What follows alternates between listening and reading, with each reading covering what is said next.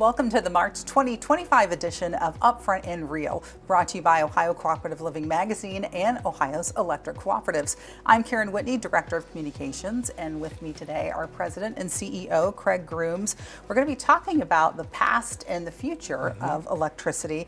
And I know in our the magazine issue in March, we talked about electric vehicles, certainly something of the future that we may not have thought of even 20 years ago. But you talk about it in your Upfront column as well. You're tasked with trying to plan electricity needs for the future for all of our cooperatives.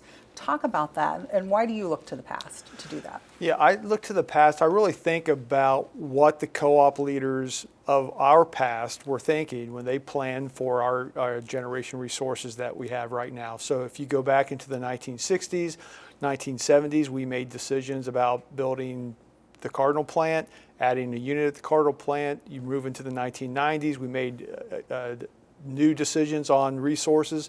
So I think about what were they thinking, what were they seeing in terms of load growth expectations.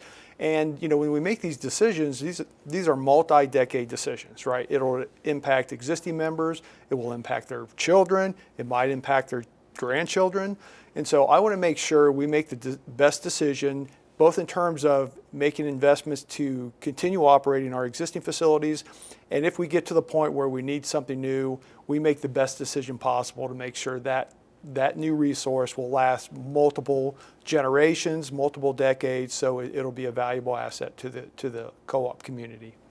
You brought up Ben Franklin, which we all think about when we think of electricity.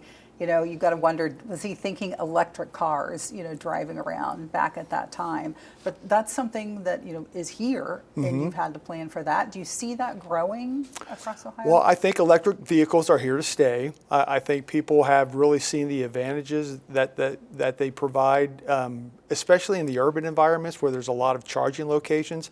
I don't think that's going to change. I think the trend will continue, that we'll see more EVs, maybe not so much in the rural areas, but I don't see that going away. Maybe hybrid technology will take off, where it will no longer just be EVs on their own. But I think it's going to be around. So we have to plan for having sufficient generation available for that. But it's just not power supply. It's also the infrastructure that delivers electricity that we need to make sure we have sufficient facilities in place for that. Transmission lines. There's a lot of work at the distribution level when you think of all the distribution lines, the conductors, the stations. All of those may have to be upgraded if we see an expansion and a continued increase in the use of EVs. So maybe not the load from EVs just yet, but certainly artificial intelligence. We hear about this all the time. Right. They require these data centers that really eat the power.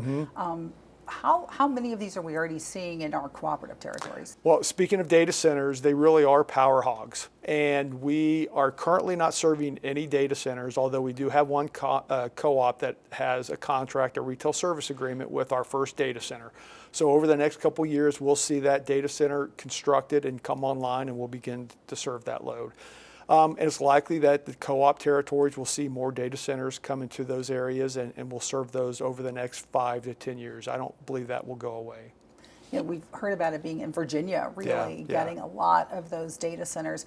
To try to put it in perspective, when you say a power hog, if you can, to the average person, we know residential, like, a good sized neighborhood, or are we talking a small city? Give us a perspective. Yeah, it really is like a medium to large size city. So if you think of the city of Columbus, it probably consumes at a peak about 2,000 megawatts. Central Ohio is probably around 4,000 megawatts. A mid-sized city or a smaller city like Marysville, Ohio probably consumes 50 megawatts. A large manufacturing facility, take one of the Honda facilities, might consume 30 to 40 megawatts at peak. Well, some of these data centers are multiple hundred megawatts, 200, 400, 500, 600 megawatts. We've even heard plans for some data centers up to 1,000 megawatts. So essentially a large city. And we're seeing multiple of these data centers located in Central Ohio. So if this comes to fruition and these data centers actually are constructed and they operate to the full extent that they say they will, it will be like supplying a large city. just in Central Ohio. So this is something you've got to take into account when you're talking about that future planning. Correct. Okay, I'm glad I don't have your job. Okay. I have to end this. I love the quote that you ended your column with, and that was about, just as electric light bulbs and heating, cooling changed the world not so long ago, we're looking now at EVs and AI doing the same, and what could be next? Have you thought about that? Well, I think AI is still a little bit in the current, but really what's next? Yeah. The data centers are going to consume a lot more power, so it seems. Using AI, I think, is really going to impact our lives. And I know there's been a lot of commentary about AI replacing workers in the future.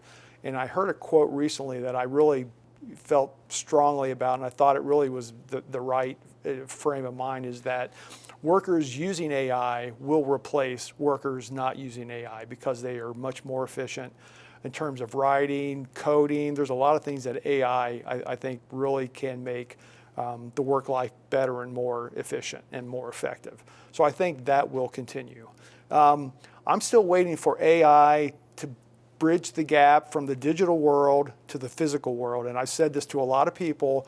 I want to see AI do traffic light coordination. I want to see it incorporated into some operating systems in terms of how might we incorporate that at our power plants to make the operators more effective, more efficient, make better decisions. I'm still waiting for that. I think a lot of people are waiting for that. AI is very useful, I think, in the digital world, but hopefully, we see it expand into areas that really have, I think, a larger impact to our life. Yeah, first thing I thought about was airplanes. We're going to see electric airplanes, and could AI be the air traffic control? I don't know. You never know. See. All right, good discussion, Craig. Okay. Thank you very much, and we thank you for watching this episode of Upfront and Real.